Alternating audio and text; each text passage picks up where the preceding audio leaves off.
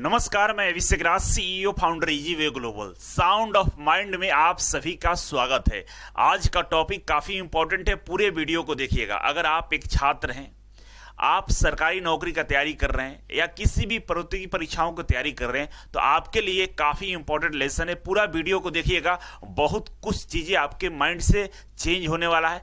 आप अभी जो तैयारी कर रहे हैं ना, हो सकता है उसमें कमी होगी, जो कभी अभी दूर हो जाएगा। तो चलिए शुरुआत करते हैं। आज का ये वीडियो का जो लेसन है, जो टॉपिक है, हम लिए हैं महाभारत से। महाभारत एक बहुत बड़ा महाकाव्य है और हम आपको ले चलते हैं कुरुक्षेत्र के मैदान में, जहां पे कौरव और पांडव के बीच में एक भयंकर युद्ध हो रही है, घमासान युद्ध हो रहा था। और एक दिन की बात है जब अर्जुन कुरुक्षेत्र के किसी दूसरे छोर पे युद्ध कर रहे थे, और उस दिन युद्ध में सेनापति गुरु द्रोणाचार्य थे। उन्होंने चक्रव्यूह का रचना किया था। अर्जुन की अनुपस्थिति में सारे पांडव काफी विचलित हो गए थे, दुखी हो गए थे, काफी चिंता में डूब गए थे।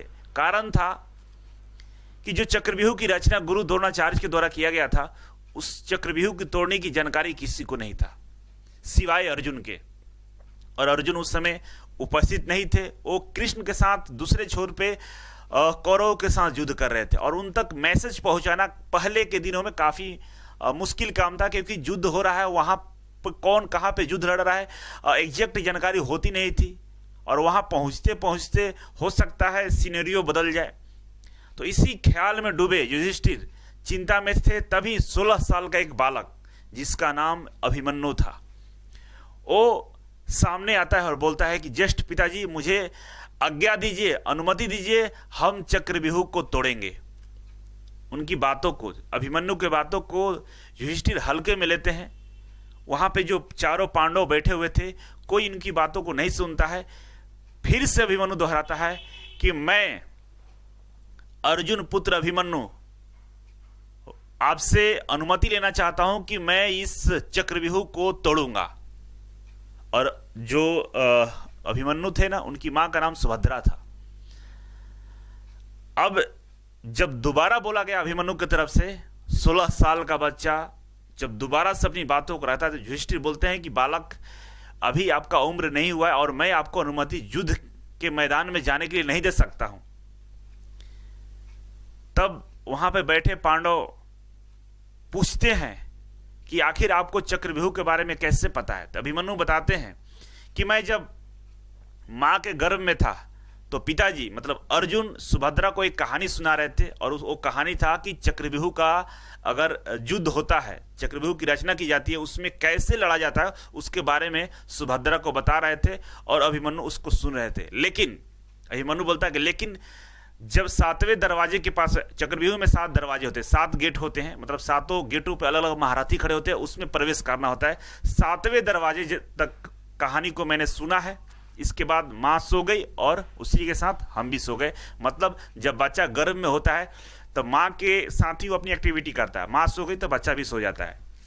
और निकलने की जानकारी मुझे नहीं है। भीम काफी खुश हुए, उन्होंने अपनी गदा उठाकर बोला कि बेटा टेंशन मत लो, अंदर तक तो तुम पहुंच जाओगे तो हम तो अपने गदा के दम पे बाहर निकाल देंगे तुम्हें। अब मारता सो क्या नहीं करता, वहां पर कोई ऑप्शन था नहीं, विकल्प था नहीं। युधिष्ठिर को लगा कि सारे पांडव मारे जाएंगे, युद्ध यहीं खत्म हो जाएगा, अर्जुन है नहीं, चलो देखते हैं।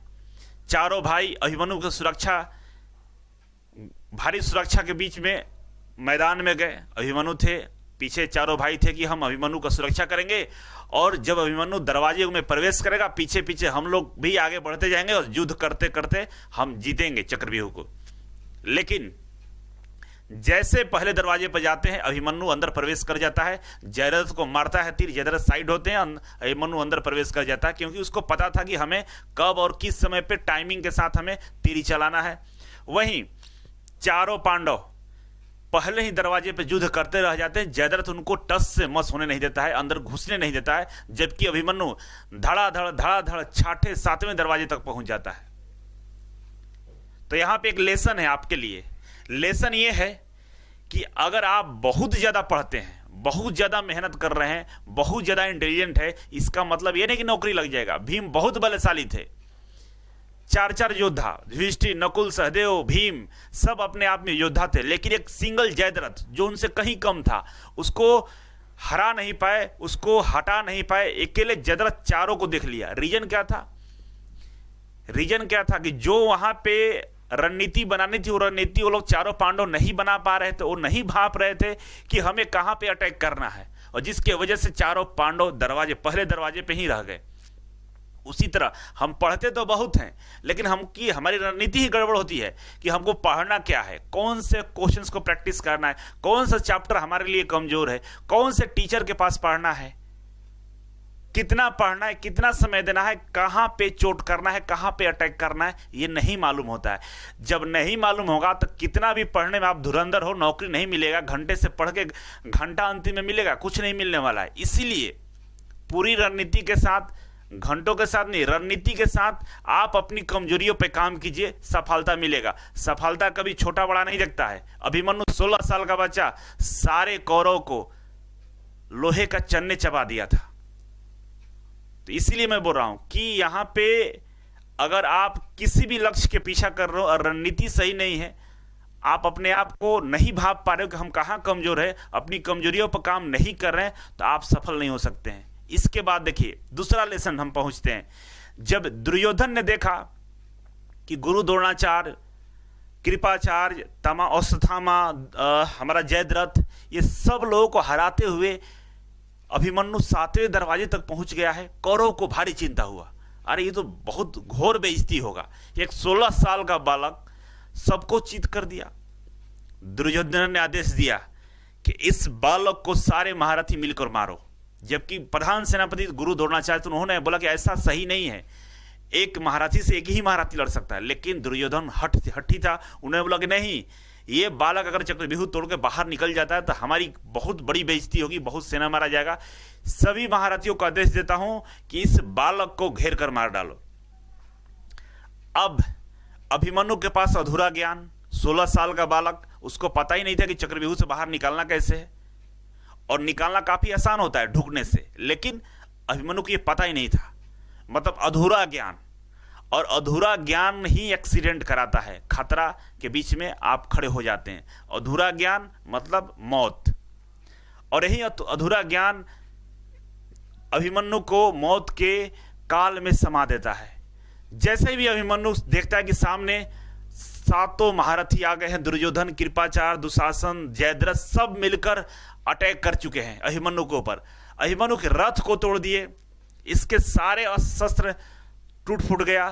तब अभिमन्यु के पास कोई विकल्प नहीं था, तो रथ का पहिया उठा लिया और इससे मुकाबला करने लगा। लेकिन कब तक? अंतोगतवा अभिमन्यु मारा जाता है, वीर गति को प्राप्त होता है। और यहां पे एक लेसन और है कि अगर आपकी तैयारी अधूरी है, आप किसी एक सब्जेक्ट को बहुत मजबूत करके आगे बढ़ रहे हैं, तो आपकी नौकरी में अभी बहुत टाइम लगने वाला है, आपकी मृत्यु निश्चित है। अधूरी तैयारी के साथ परीक्षा में बैठने वाला कोई भी छात्र सफल नहीं हो सकता है। हाँ, सफलता के करीब पहुंच सकते हैं, लेकिन सफलता आपको मिलेगा नहीं। इसीलिए आप सब्जेक्ट वाइज चीजों को तैयार करें। हम एग्जाम्पल के लिए बात करेंगे, डीआरडीओ में 80 क्वेश्चन आपका टेक्निकल है, 20 क्वेश्चन मैथ रीजनिंग का है, 20 आपका इंग्लिश और जीके जीएस है। जो 80 क्वेश्चन टेक्निकल है ना, उस पे ज्यादा फोकस करना है, और मैथ रीजनिंग पे भी फोकस करना है, थोड़ा सा कम। जीके जीएस का कोई भरोसा नहीं है, कहां से पूछेगा। ऑलरेडी जीके जीएस का मतलब 7 सब्जेक्ट होता है, उसको इग्नोर करना है, इंग्लिश को इग्नोर करना है। मतलब तैयारी सामने वाला जो आपका दुश्मन है उसके अकॉर्डिंग किया जाता है। आपको पता होगा कि आईटीआई के बच्चे बैठेंगे एग्जाम में, कोई जीके जीएस नहीं पढ़ रहा होगा, कोई इंग्लिश नहीं पढ़ रहा होगा, सब लोग टेक्निकल और मैथ रीजनिंग को स्ट्रॉन्ग कर रहा होगा। तो आप टेक्निकल मैथ रीजनिंग को स्ट्रॉन्ग कीजिए, साथ ही साथ थोड़ा बहुत जीके जीएस भी, करंट अफेयर पढ़ते रहिए। आधे घंटे आप इंग्लिश अगर पॉसिबल हो तो देख लीजिए, लेकिन रणनीति बनाइए। पता चला 80 टेक्निकल क्वेश्चन में आप 85 क्वेश्चन कर पा रहे हैं, मतलब तैयारी अधूरी है। 80 में से 75 प्लस क्वेश्चन आपको सही करना पड़ेगा, और मैथ और रीजनिंग का जो 20 क्वेश्चन आएंगे उसमें से 18 क्वेश्चन सही करना पड़ेगा, तब जाकर आप सफल होंगे। क्योंकि तैयारी होती है ना, कुर्बानी खोजती है। आप कुर्बानी देने का तैयार नहीं है। आप सोते 12 घंटा है, आप 14 घंटे सोते हैं, पढ़ने बैठते हैं, कमर में दर्द हो जाती है, प्यास लगता है, दिन भर शॉर्ट वीडियो देखते हैं, रील बनाते हैं, घूमने निकल जाते हैं, आपका माइंड खाली ही नहीं है। तो ये अधूरी तैयारी है आपकी। तो अधूरी तैयारी हाल अभिमन्यु जैसा हो जाएगा। अभिमन्यु को केवल जाने का रास्ता पता था, आने का रास्ता पता नहीं था, इसी वजह से वो मारा गया, वीरगति को प्राप्त हुआ। और आपके भी एग्जाम में जो तैयारी करके बाचा बैठेगा ना, आपको चुटकियों में यूं गायब कर देगा, क्योंकि आप अपने आप को समय नहीं दे रहे हैं। तो अब करना क्या है? अब करना क्या है? अभिमन्यु मारा गया, आप समझिए क्यों मारा गया? क्योंकि अधूरा ज्ञान था। और यहां पे एक लेसन और मैंने बताया था कि अगर आपके अंदर बहुत ज्यादा पोटेंशियल है, बहुत ज्यादा मेहनती हैं, आप बहुत ज्यादा पढ़ते हैं, लेकिन अकॉर्डिंग टू सब्जेक्ट नहीं पढ़ते, जो पढ़ना है वो नहीं पढ़ते हैं, तो आपको भी नौकरी नहीं मिलने वाला। जैसा कि भीम के पास बहुत बल था कि हम तो अपने गदे के दम पे जयद्रथ को मार के हटा देंगे, जबकि सच्चाई ये हुआ कि 4 पांडव मिलकर जयद्रथ को टस से मस नहीं कर पाए थे। तो आइए करना क्या है। यहां पे 2 कंपेरिजन कर रहे हैं। एक ही स्कूल में, एक ही क्लास में 2 स्टूडेंट है, एक ए है और एक बी है। दोनों एक ही क्लास में पढ़ते हैं। एक का A+ आता है, बहुत खुश है, और एक फेल हो जाता है। रीजन दोनों में क्या है? दोनों में रीजन समझने के लिए आपको हम माइंड के कैलकुलेशन को समझते हैं। माइंड क्या सोचता है? देखिए, माइंड एक ऐसा यंत्र बोल सकते हैं कि जो इंस्ट्रक्शन आप देंगे वही करेगा। अगर माइंड को पढ़ने में लगाए हैं तो पढ़ेगा, अगर माइंड को यूट्यूब में लगाए तो यूट्यूब पे हो जाएगा, आप व्हाट्सएप में जाएंगे तो व्हाट्सएप पे जाएगा। जो काम करेंगे माइंड उसमें इंगेज होगा। बिना इंगेज हुए आपको चीज़ें समझ में नहीं आएंगी। मतलब जो भी हम एक्टिविटी दिन भर करते हैं, माइंड उसमें काम करता है, चलता है। तो आप दिन भर ऐसा एक्टिविटी कर रहे हैं जो पढ़ाई से रिलेटेड नहीं है, तो माइंड आपका उसमें ज़्यादा इन्वेस्ट करेगा, उसमें ज़्यादा समय देगा, तो वही चीज़ें उसको याद रहेगा, बाकी पढ़ाई वाली चीज़ें वो भूल जाता है। एग्जाम्पल के लिए, जैसे आप दिन भर पढ़ रहे हैं, दिन भर स्टडी कर रहे हैं, दिन भर पढ़ रहे हैं, और पढ़ने के बाद आराम से रिलैक्स हैं, ना आप वीडियो देख रहे हैं, ना आप इधर घूमने जा रहे हैं, ना कोई किसी से फालतू की बात कर रहे हैं, तो आपके माइंड में जो पढ़ाई स्टोर है ना, वो स्टोर रहेगा, वो बार बार रिवाइज होता रहेगा। लेकिन वही बालक जो 2 घंटे क्लास किया, क्लास करने के बाद मूवी देखने चला गया, 2 घंटा मोबाइल चला लिया, भोजपुरी में खेसारी का गाना सुन लिया, रील देख लिया, 10 लोगों से झगड़ा कर लिया, गलत फ्रेंड से बात कर लिया, अब आप बताइए क्या वो जो 2 घंटा पढ़ा है उसके दिमाग में रहेगा? क्योंकि दिमाग तो 10 जगह इंगेज हो गया, उन 10 जगहों की बातों को याद करेगा, साथ में पढ़ाई को भी याद करेगा, तो ये पॉसिबल नहीं है। इसीलिए छात्र जीवन में कम से कम दोस्त रखिए, मोबाइल का इस्तेमाल बिल्कुल ना करें। दिन भर में 1 घंटा काफ़ी मुश्किल से कर ले, वो भी ना करें, क्योंकि यूट्यूब से पढ़ाई नहीं होता है, केवल बकलोली होता है। अगर बकलोली करना है, टाइम पास करना है, तो यूट्यूब देखिए, कोई दिक्कत नहीं है। तो ध्यान से सुनिएगा, छात्र जीवन में बहुत ज़्यादा एंगेजमेंट बाहर मत रखिए। किताब के साथ दोस्ती कर लीजिए, किताब के साथ सोइए, किताब के साथ उठिए, बहुत कम बातें कीजिए। कोई भी दोस्त हो, चाहे वो आपके रूम पार्टनर हो, बहुत कम बात कीजिए, क्योंकि स्टोर रहना, जो पढ़ें उसको स्टोर तभी रहेगा जब किसी से बात कम करेंगे, जब किसी को इंगेज कम करेंगे। मोबाइल का इस्तेमाल कम करना, घूमने कम जाना है, ये नहीं कि दिन भर घूम रहे, रिफ्रेशमेंट के लिए जा रहे हैं, लेकिन मेमोराइज करते जाइए अपने पढ़ाई को, जो पढ़ें उसको मेमोराइज करते जाइए। रोड पे चल रहे होते हैं तो आपको बहुत, जैसे मैं चलता हूँ रोड पर ना, तब जब हम बहुत ज़्यादा सीरियस रहते हैं अपने काम को लेकर, तो मुझे सामने से बहुत सारे लोग गुजर जाते हैं, मुझे पता नहीं चलता है कौन सामने से गया। लेकिन बहुत सारे ऐसे बच्चे हैं जो जाएंगे तो सारे लोगों को देखते जाएंगे, कौन गया, क्या किया, कौन सा बाइक था, कौन सी गाड़ी थी। आप इंगेज हो जाते हैं और वो इंगेजमेंट आपको परेशान करता है। आप जो चीज़ें आपके पास होनी चाहिए वो डिलीट हो जाता है। तो मोबाइल अकेले रहिए, मोबाइल के यूज कम कीजिए, लोगों से कम बात कीजिए, कम फ्रेंड बनाइए, किताबों के साथ इंगेज रहिए, तब जाकर आप बहुत जल्दी सफलता प्राप्त कर सकते हैं। और ये एकमात्र उपाय है सफल होने का, और यही एक तरीका है जिससे जल्दी सफलता प्राप्त किया जा सकता है। तो आई होप हमारी बातें आपको समझ में आया होगा और इस पे आप लोग काम करेंगे, क्योंकि अगर आप गलती करके सीखेंगे तो जीवन छोटा हो जाएगा। दूसरी की गलतियों से सीखना चाहिए, जो आपसे अनुभवी लोग हैं जो बता रहे हैं उस पर ध्यान देना चाहिए।